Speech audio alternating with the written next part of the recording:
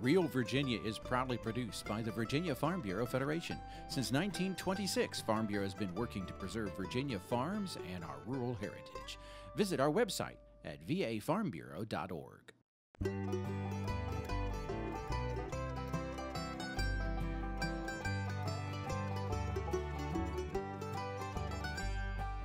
Home will always be Virginia, between the Blue Ridge and Chesapeake Bay, Atlantic to Appalachia, home in my heart always. Hello everyone and welcome to Real Virginia, a show about Virginia agriculture and the people who produce all of the wonderful products we enjoy. It's melon season. We'll take you to a local grower to find out what makes these fruits so sweet.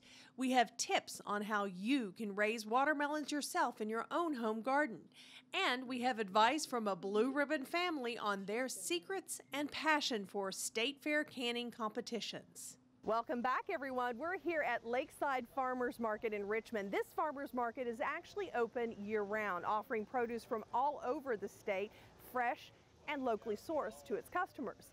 And of course, one of the favorite local produce items is the seedless watermelon, and Dave Miller tells us it's more popular than ever. Chris Drake has been growing produce for the last decade. He raises watermelons, pumpkins, and some sweet corn. What started as an acre or two now accounts for 32 acres, and watermelons account for about half of his fresh produce crop. Watermelons grow well on this sandy type soil that we have in this area. We have about 300 acres of watermelons in Southampton County, which is more than most people realize.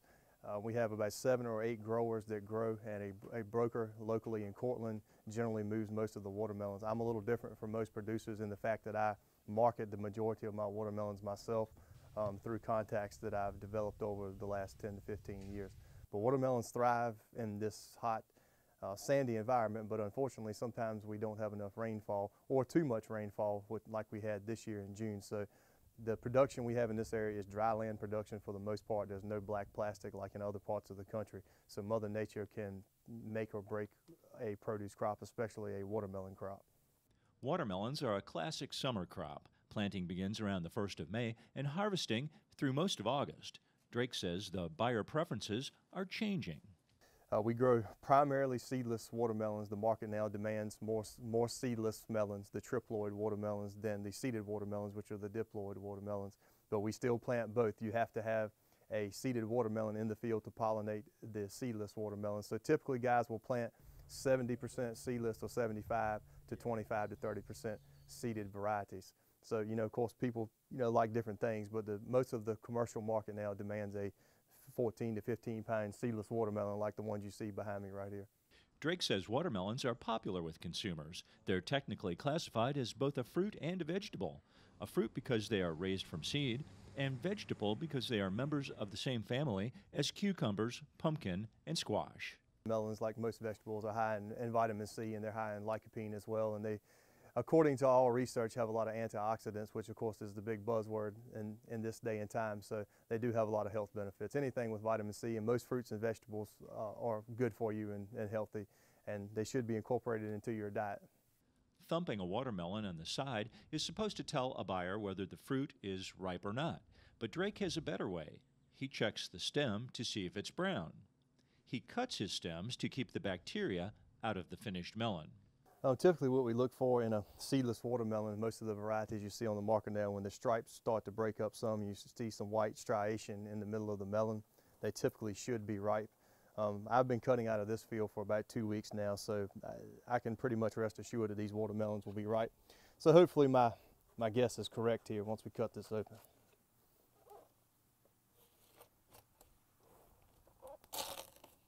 When we split this melon open, and we see we have a very good firm red flesh there. Should be extremely sweet. Yeah, this variety here is called Summer Flavor 800. This watermelon probably weighs about 36 pounds. And two reasons why the commercial market has moved more to seedless is because the seeded are so big that a lot of people don't have the refrigerator space for a watermelon this size, and plus people just don't like to eat seeds a lot anymore. But me personally, I prefer the seeded watermelon.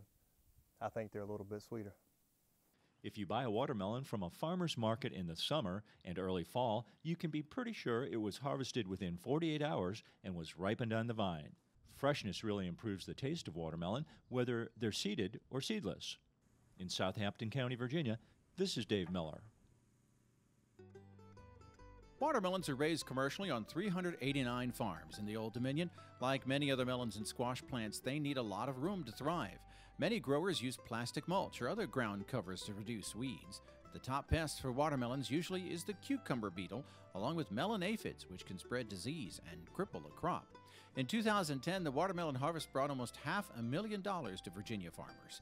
And while Southampton County is a major watermelon producing area, the top watermelon growing county in Virginia is currently Hanover, with 22 farms. Hi, today we're going to be talking about watermelons from the ground up. Please stay tuned. State Fair is bringing you the best of Virginia. My job is picking it up. Know any driving tunes? They've been in the bathroom, right? Hello, ladies. Hello. No fight songs.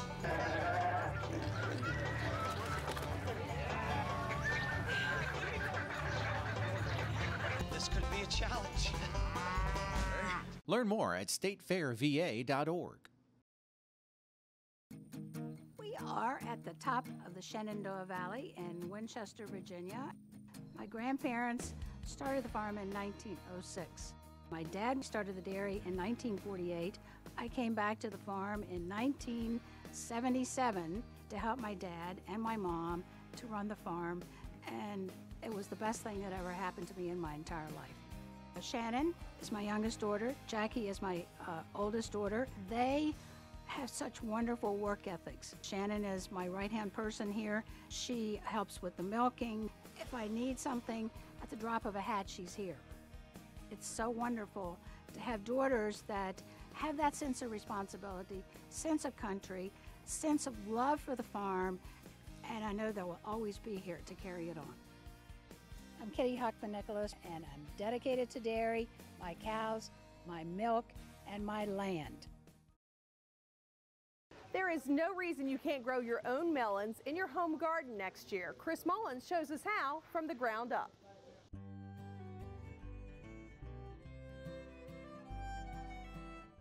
Hi, today we're at the Fauquier Education Farm with Jim Hankins, the manager of this whole operation here, and we're going to be talking about watermelons.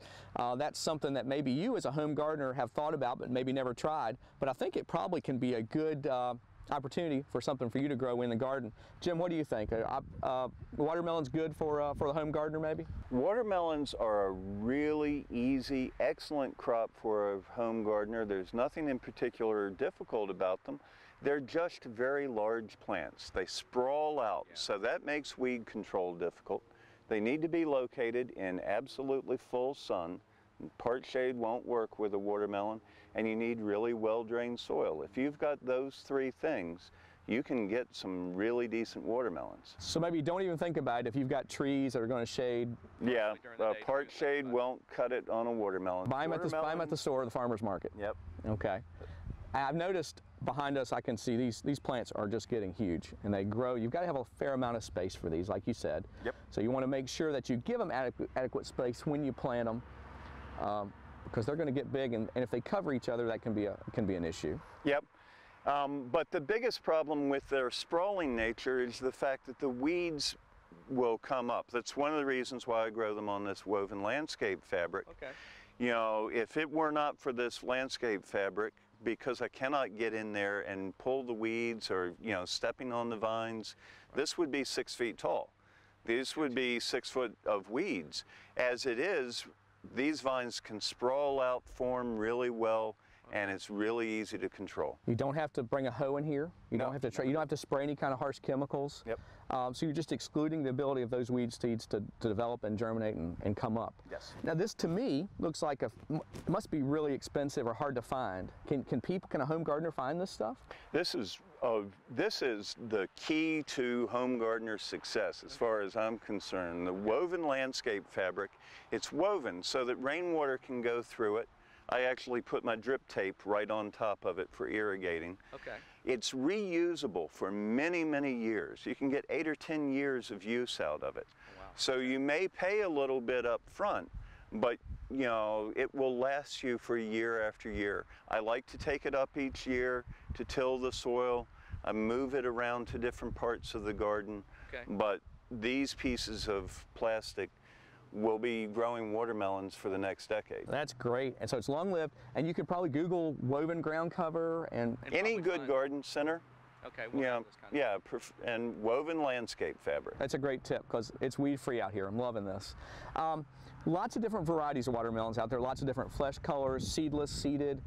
I think there's plenty of good ones. They consult their seed catalog at their favorite one, and they can find plenty of them, I'm guessing, out there. Absolutely. You know, we are doing a field variety trial, and we'll have a field day called Mountains of Melons. Okay. I've got 15 different types of watermelon and cantaloupe planted out here this year to show folks, you know, I personally like the older standbys, the Georgia rattlesnake, the Charleston grays, the black diamonds. Right. I like the big seeded watermelon.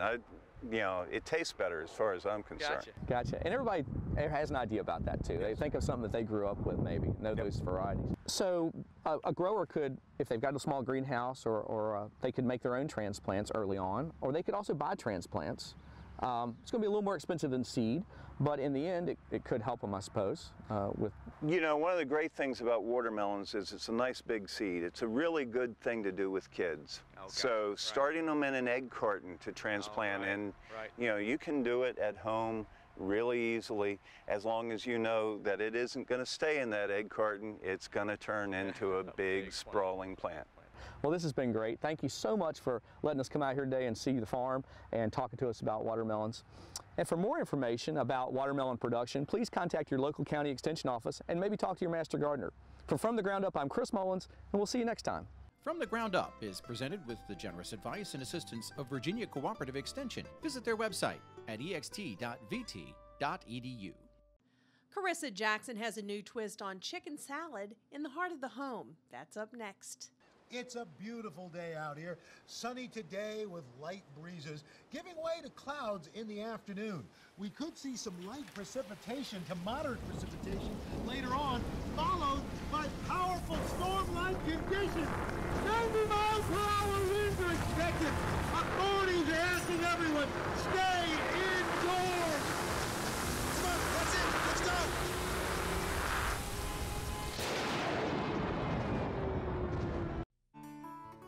Our vacation in a Virginia state park was a wonderful idea.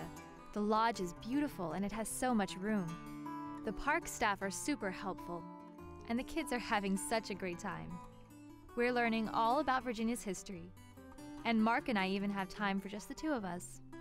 This has been a wonderful experience, and we've never felt so close as a family. We'd love for you to join us. Love, Virginia.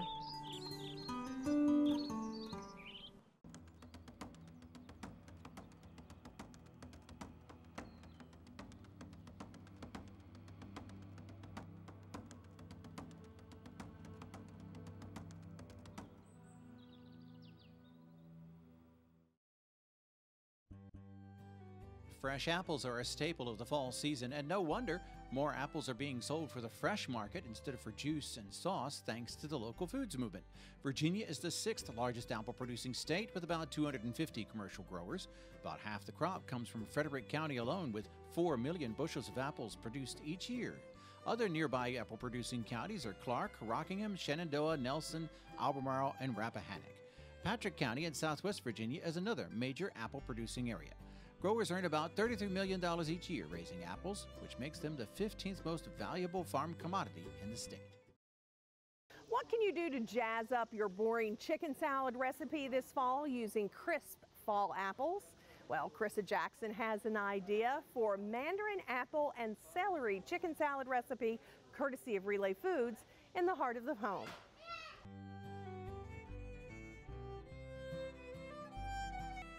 Hi, I'm Caressa Jackson for Heart of the Home, cooking at the kitchen at Meadow Hall at the Meadow Event Park. Today I'm going to be making a mandarin, apple, and celery salad. It's a great summer salad. You can serve it as a vegetarian option with no chicken, but I'd prefer not to do that, so we're going to have some chicken today. First, we're going to start off with 1 pound of shredded chicken. I went ahead and made 2 chicken breasts. I boiled them, let them cool, and then I shredded them. If you want to save yourself some time, you could go get a roaster that's already made at the grocery store, shred that up, and you don't even have to do the boil step.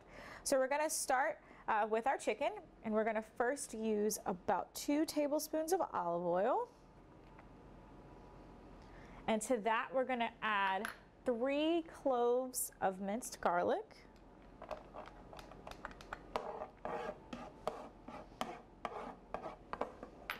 and the juice of 1 lemon. Almost everything in this recipe except for our lemons can be found in Virginia, local farmers market. Get your grocery stores, but we got our food from Relay Foods as well as this recipe, so we're really excited to make it. And you're going to start to smell the aroma of the lemon and the garlic mixing, and it smells so good. All right, now we're gonna add our chicken.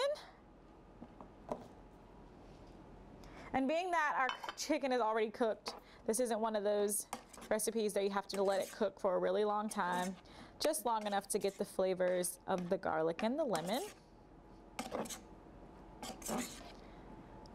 You can reduce the heat to low, and then we will move over to start assembling our salad.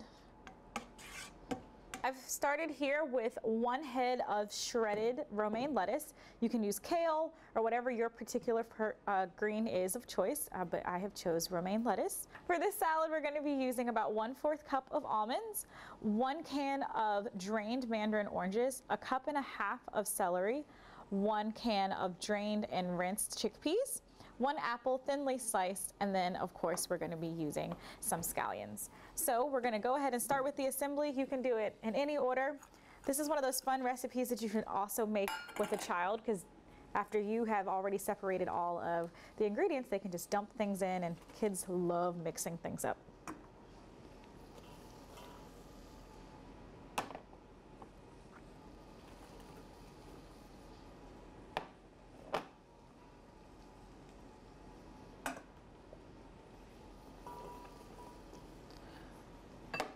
All right, start to mix.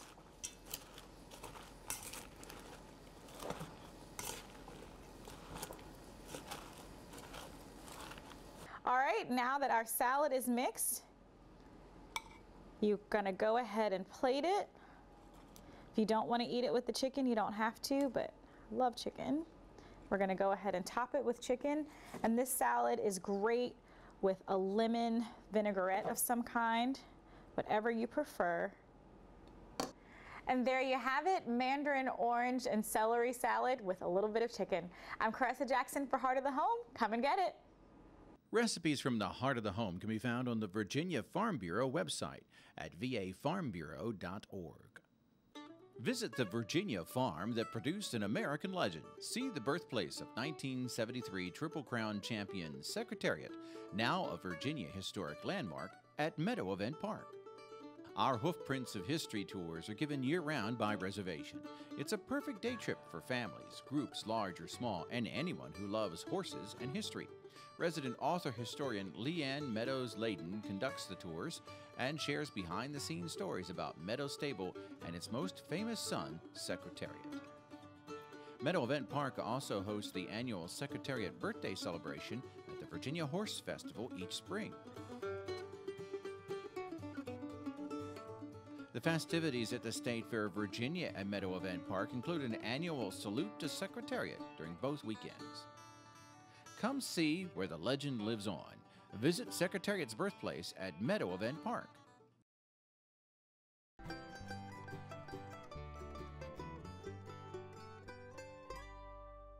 Food preservation is literally as old as agriculture. First by smoking, then salting and drying, and then eventually sugaring. But then came along canning, and things changed quite a bit. And canning is celebrated all across the nation at state fairs. But here in the Commonwealth, there's one Virginia family that truly embraces this retro tradition. Michael Lipford works for hours during hot summer days in his backyard garden with family, planting and harvesting beautiful fresh produce. He and his wife bought the home 20 years ago, and their first plans were planting a garden. When the first thing we did when we moved here to begin to set up a home was plow up some ground so that we could lay out our garden. And it is, for us, it's a way of life. It's a way for us to be able to produce food with our own hands, and my wife being able to preserve it. We can grow enough food during and eat it during the season, but also extend that food throughout the whole year. Lipford's wife, Elizabeth, loves to can the bounty from the garden. Each year they preserve tomatoes, corn, cabbage, peppers, and jams and jellies to fill the shelves of their historic home. In the middle of winter, when you open a jar of fresh tomatoes or fresh salsa, it smells like summer and tastes like it too. Almost as good as fresh. We also can, because we have a large garden, and we've had 3 children at home, and we like to eat what we grow. And one way to eat what we grow all year is to can. 10 years ago, the family decided their hobby of canning was very successful, so their children entered their canned goods into the State Fair of Virginia. Every year or every other year, we will have an entry or two. If we're happy, particularly happy with a jam or a tomato or salsa or pickles, we'll compete. And how have you done? We've done pretty well. Our grape jam got a blue ribbon one year, and that was fun. I'm still trying to get the blue ribbon for the salsa. We've gotten second and third, but I'm still trying for a first. Maybe this is the year. Maybe this is the year. Elizabeth's favorite food to can is salsa. We grow everything in the garden: the tomatoes, the sweet peppers, the hot peppers, the onions, the garlic, the cilantro, and it's just fun. The whole family gets involved. We will have salsa Saturday. Everybody, all hands on deck, and here chopping and making salsa, and it's so good. And people, we love to share it at Christmas time or with friends and family. Michael's favorite, sauerkraut. We started with about 5 pounds of cabbage, and we sliced it real thin and packed it down. Let it cook for a few weeks, and it fermented, and then we stuck it in jars and canned it. And we opened up the first jar the other day just to try it and see how it was. And we popped the top on that thing, and it smelled just like it had come out of the garden. It wasn't until about the time of the Civil War that true home canning came into being. The reason, because a tinsmith from New York by the name of John L. Mason invented a glass jar with a threaded lip and a reusable metal lid, the Mason jar. This miracle invention allowed people all over America to engage in the canning of fruit, pickles, relishes, and sauces like ketchup. Home canning reached an all-time high when World War I began, when Americans first began planting victory gardens and canning their harvest. People did the same in World War II. Some towns even had their own community-run canning centers, which provided the equipment, supplies, and expertise that allowed people to can mass quantities of food safely and efficiently. In 2014, almost 450 canned goods were entered into the State Fair of Virginia Preserved Foods competition. For information on this year's competition, go to statefairva.org. That's going to do it for this edition of Real Virginia. We are so glad you could join us to celebrate the bounty Virginia has to offer. Whether it's in your home, your garden, or your landscape, we are proud to say that this is Real Virginia. So for everyone from the Virginia Farm Bureau, thanks for watching. Make it a good week.